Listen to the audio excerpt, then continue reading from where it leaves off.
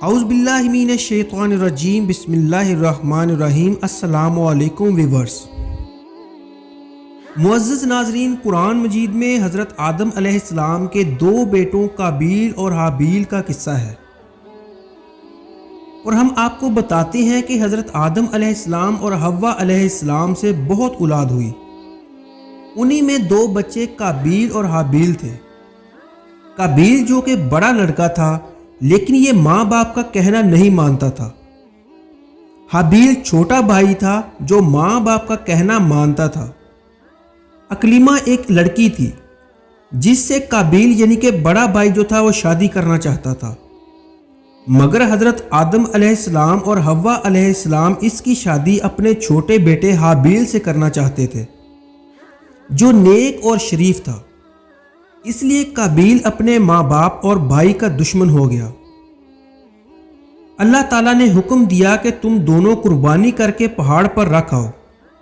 جس کی قربانی قبول ہو گئی اس سے اکلیمہ کی شادی ہو جائے گی۔ اللہ تعالیٰ کو اپنے نیک بندے پسند ہوتے ہیں اور وہ ان کی مدد کرتا ہے۔ آسمان سے ایک آگ آئی اور حابیل کی قربانی کو لے گئی، یعنی حابیل کی قربانی قبول ہوئی۔ اب اس کے بھائی قابیل کو بہت غصہ آیا۔ اس نے حابیل سے کہا کہ میں تجھ کو قتل کر دوں گا۔ حابیل نے کہا اللہ نیک بندوں کی قربانی قبول کرتا ہے، اگر تم مجھ سے لڑو گے تو میں تم پر ہاتھ نہیں اٹھاؤں گا۔ آخر ایک دن قابیل نے حابیل کو قتل کر دیا۔ دنیا میں یہ پہلا قتل تھا جو قابیل نے اپنے بھائی حابیل کا کیا تھا۔ قتل کرنے کے بعد قابیل کو فکر ہوئی کہ حابیل کی لاش کا کیا کرے، کس طرح اس کو چھپائے۔ اس نے دیکھا کہ ایک کوا چونچ سے زمین کھود کر ایک دوسرے مرے ہوئے کوے کو دفن کر رہا ہے۔ تب اس نے بھی اپنے بھائی حابیل کو زمین کھود کر دفن کر دیا اور خود جا کر آگ کی پوجا کرنے لگا۔ حضرت آدم علیہ السلام اور حوا علیہ السلام کو بہت رنج ہوا۔ قابیل اور حابیل دونوں بھائیوں کے جھگڑے سے ہم کو سبق لینا چاہیے۔ ہمارا حقیقی بھائی یا مسلمان بھائی اگر ہم پر زیادتی کرے تو بہتر یہ ہے کہ ہم صبر کریں اور اپنے بھائی پر ہاتھ نہ اٹھائیں۔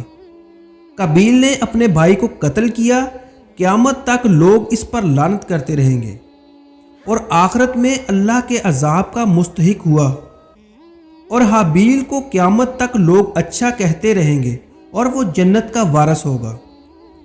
ناظرین، ہم اپنی اگلی ویڈیو میں حضرت نوح علیہ السلام کے بارے میں بتائیں گے جن کا تذکرہ قرآن مجید میں 42 جگہ پر آیا ہے۔